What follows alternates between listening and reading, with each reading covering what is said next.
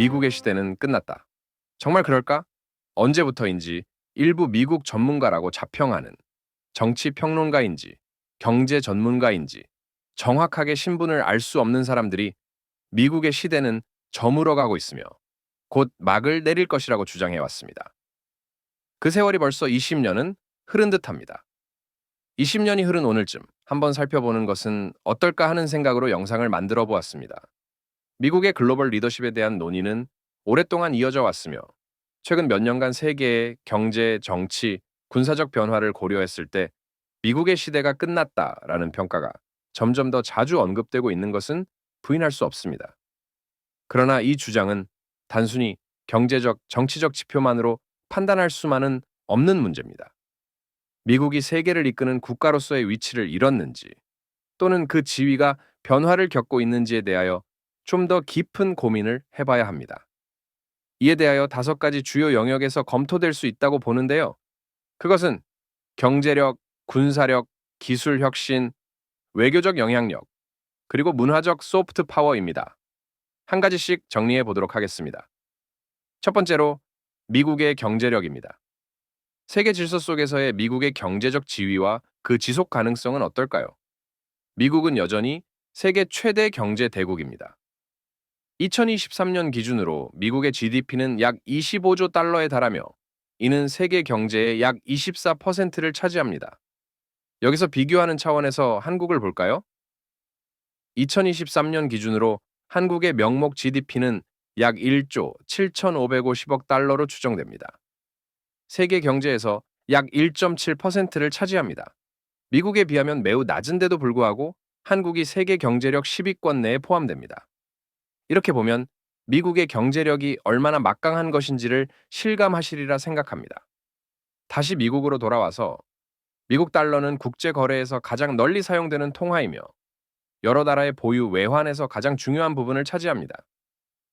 이러한 경제적 영향력은 미국이 여전히 글로벌 경제에서 중요한 역할을 하고 있음을 보여주는 것이지요. 그러나 중국의 급속한 경제 성장으로 세계에서 두 번째로 큰 경제 대국이 되었으며 일부 전문가들은 중국이 앞으로 몇 년 내에 미국을 제치고 세계 최대 경제 대국이 될 가능성이 있다고 평가한 것이 몇 년 전입니다. 그런데 2024년 현재 중국의 경제가 어떻게 되고 있는지 아시는지요? 막말로 폭망 수준입니다. 국가 부도를 걱정해야 할 정도로 중국 경제는 매우 심각하다고 전문가들은 재평가하고 있습니다. 중국 경제가 이렇게 위태롭게 된 것에는 미국의 영향이 없었을까요? 이에 대해서는 다른 영상에서 설명해 드리도록 하고요. 그러므로 단순히 GDP 수치만으로 미국의 경제력을 평가하는 것은 그릇된 판단을 만들어낼 수 있는 것입니다. 미국은 여전히 글로벌 금융 시스템의 중심이며 뉴욕 증권거래소와 같은 세계적인 금융기관들이 미국에 자리 잡고 있습니다. 또한 미국의 경제 시스템은 유연성과 혁신성을 갖추고 있어 위기 상황에서도 빠르게 회복할 수 있는 능력을 갖추고 있습니다. 이러한 점을 고려할 때 미국의 경제적 지위가 단기간 내에 크게 흔들릴 가능성은 작습니다. 여기서 미국의 저력을 한 가지 소개해 보면 2007년 말부터 시작된 미국의 서브프라임 모기지 위기로 인해 2008년에 리먼 브라더스가 파산하면서 글로벌 금융 위기가 본격적으로 촉발되었습니다. 이 사건은 전 세계 금융시장에 엄청난 충격을 주었고 특히 뉴욕이 금융 중심지로서의 위치를 잃을 수 있다는 우려가 제기되었는데요. 당시에 말이죠. 일부 전문가들은 뉴욕의 금융 중심지 역할이 영국 런던으로 넘어갈 가능성이 크다고 논평하였습니다. 런던은 이미 글로벌 금융 허브 중 하나로 자리 잡고 있었고 규제 환경이 미국보다 유리하다고 평가받았기 때문에 이러한 예측이 나올 수가 있었던 것이죠. 특히 유럽과 아시아를 연결하는 지리적 이점과 유연한 금융 규제 정책이 런던을 매력적인 대안으로 부각시켰습니다. 하지만 결과적으로 뉴욕은 여전히 세계 금융의 중심지로 남아 있으며 런던 역시 주요 금융 허브로서의 위치를 유지하고 있습니다. 이것이 미국의 저력입니다. 미국을 치켜 쓰자는 것이 아니고 아주 가까운 과거에 있었던 사실이고 앞으로도 이러한 상황은 바꾸지 않을 겁니다. 두 번째, 빼놓을 수 없는 것이 미국의 군사력이죠. 미국의 군사력은 여전히 세계 최강입니다. 미국은 세계에서 가장 많은 국방 예산을 지출하는데 이는 다른 나라들과 비교할 수 없을 정도로 압도적입니다. 미국의 군사력은 단순히 병력의 수나 무기의 양에서 비롯되는 것이 아니라 기술적 우위, 글로벌 배치 능력, 그리고 동맹 네트워크의 구축에서 기인합니다. 나토와 같은 국제동맹에서 미국은 중요한 역할을 맡고 있으며 이러한 동맹들은 글로벌 안보를 유지하는 데 중요한 역할을 하고 있습니다. 또한 미국은 전 세계에 걸쳐 군사 기지를 보유하고 있으며 이를 통해 국제적인 영향력을 유지하고 있습니다. 하지만 중국과 러시아와 같은 국가들이 군사력을 빠르게 증강시키고 있으며 이는 미국의 군사적 지위에 도전을 제기하고 있습니다. 특히 중국은 남중국해에서의 군사적 확장과 대만 문제 등을 통해 미국과의 군사적 긴장을 고조시키고 있습니다. 그러나 미국의 군사적 우위는 단순한 군사력의 총량을 넘어서는 전략적 파트너십과 글로벌 배치 능력에서 비롯되기 때문에 이러한 도전에도 불구하고 미국의 군사적 지위가 크게 약화할 가능성은 작습니다. 세 번째, 기술 혁신의 중심지로서의 미국입니다. 미국은 오랫동안 기술 혁신의 중심지로 자리매김해 왔습니다. 실리콘밸리, 보스턴, 오스틴 등은 세계 최고의 기술 회사들이 모여 있는 지역으로 인공지능, 소프트웨어, 바이오테크 등 다양한 분야에서 혁신이 이루어지고 있습니다. 이러한 기술 혁신은 미국 경제의 경쟁력을 유지하는 데 중요한 역할을 하고 있습니다. 특히 미국의 기술 기업들은 글로벌 시장에서 중요한 위치를 차지하고 있습니다. 애플, 구글, 아마존, 마이크로소프트 등은 세계에서 가장 큰 기술 기업들이며 이들 기업은 글로벌 경제에 막대한 영향을 미치고 있습니다. 또한 미국의 대학들과 연구기관들은 기술 혁신의 최전선에 서 있으며 이는 미국의 지속적인 기술적 우위를 보장하는 중요한 요소입니다. 그렇다고 해서 미국에게 위협적인 존재가 없는 것은 아닙니다. 중국이 기술 혁신 분야에서 미국을 빠르게 추격하고 있습니다. 중국의 화웨이, 알리바바, 텐센트 등 기술 기업들은 글로벌 시장에서 빠르게 성장하고 있으며 중국 정부는 기술 혁신을 국가 전략으로 삼아 막대한 투자를 하고 있습니다. 이로 인해 미국의 기술적 우위가 위협받고 있는 것은 사실입니다. 그리고 전기차 부분에 있어서는 중국이 세계 최강이라는 것을 인정해야만 할 정도입니다.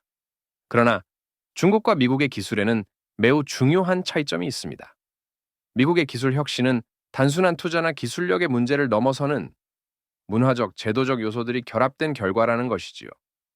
창의성과 혁신을 중시하는 미국의 기업 문화, 뛰어난 교육 시스템, 그리고 자유로운 연구 환경은 다른 국가들이 쉽게 모방할 수 없는 요소들입니다. 따라서 기술 혁신 분야에서 미국의 우위가 당분간은 유지될 가능성이 큽니다. 네 번째로는 외교적 영향력인데요. 미국의 글로벌 리더십과 다자주의가 중심입니다. 미국은 오랫동안 국제 무대에서 중요한 외교적 역할을 해왔습니다. 제2차 세계대전 이후 미국은 UN, IMF, 세계은행, 나토 등 국제기구의 설립과 운영에서 주도적인 역할을 했으며 이러한 국제기구들은 미국의 외교적 영향력을 강화하는 데 중요한 역할을 해왔습니다. 그러나 최근 몇 년간 미국의 외교 정책은 변화하고 있습니다. 도널드 트럼프 대통령 시절 미국은 미국 우선주의를 내세우며 일부 국제기구에서 탈퇴하거나 동맹국들과의 관계를 재조정했습니다.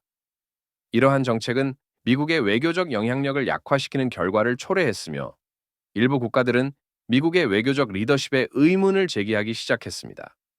중국이 이 틈을 파고들어 세계의 중국의 영향력을 확대하려고 시도했습니다. 하지만 조 바이든 대통령은 다시 다자주의와 동맹국과의 협력을 강조하며 외교 정책을 재조정하고 있습니다. 바이든 행정부는 파리 기후협약 재가입, 이란 핵협정 복원 노력 등 국제사회에서의 역할을 회복하려는 노력을 기울이고 있습니다. 이는 미국이 여전히 국제 무대에서 중요한 역할을 하고 있음을 보여줍니다.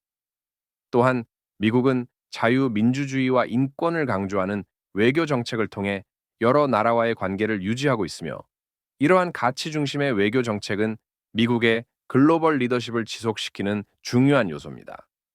다섯 번째, 문화적 소프트 파워라고 할 수 있습니다. 무슨 말인고 하니 할리우드와 글로벌 문화의 중심지라는 것이지요. 미국은 전 세계적으로 강력한 문화적 영향력을 행사하고 있습니다. 할리우드는 전 세계에서 가장 큰 영화 산업을 가지고 있으며 미국의 영화, 음악, 패션 등은 글로벌 문화의 중심에 서 있습니다. 이러한 문화적 소프트 파워는 미국의 글로벌 리더십을 강화하는 데 중요한 역할을 하고 있습니다. 미국의 대중문화는 전 세계에 널리 퍼져 있으며 이는 미국의 가치와 생활 방식을 다른 국가들에게 전파하는 중요한 수단이 되고 있습니다.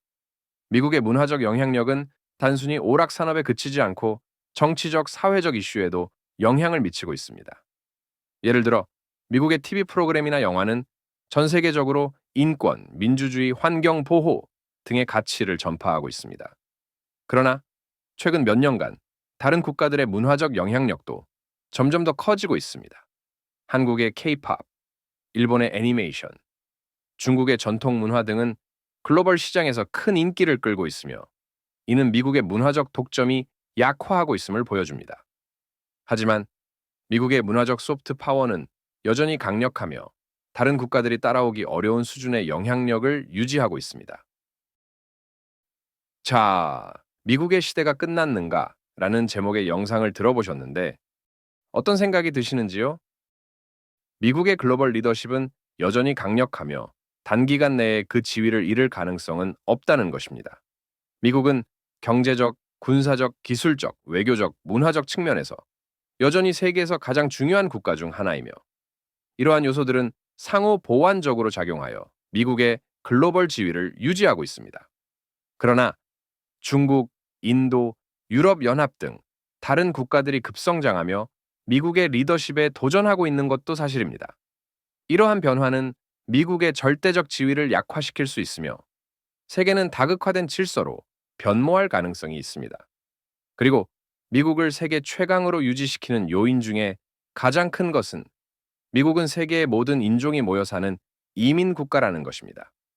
세계 각국으로부터의 이민 인구 속에서 인재를 발굴하여 중요한 공직에 등용시키고 외교 관계의 능력을 발휘할 기회를 부여합니다. 뿐만이 아니라 각국의 인재들의 상당수가 미국에서 공부하는데 미국 정부는 그들 중에서 인재를 찾아내어 미국 시민권을 부여하고 능력을 발휘하도록 정책을 펼침으로써 미국이 강대국으로서 존재할 수 있도록 합니다. 미국에는 세계 각국의 대기업 지사가 매우 많습니다.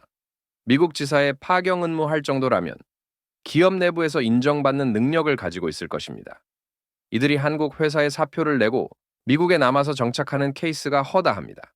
이들이 하는 비즈니스가 무엇이든 간에 미국을 위한 것임에는 틀림이 없는 것 아니겠습니까? 이런 현실적인 것을 들여다본다면 미국의 세계의 리더 위치에서 밀려날 가능성이 과연 있을까요? 유튜브 채널 정치보안관에서 찾아뵈었습니다. 아직 부족하지만 즐거운 은퇴 생활을 준비하면서 열심히 영상을 만들고 있습니다. 영상 자료가 많이 준비되어 있는데요. 영상 제작 시간이 넉넉하지가 못하네요. 구독과 좋아요로 응원해 주시면 더 열심히 찾아뵐 수 있도록 노력하겠습니다. 감사합니다. 건강하십시오.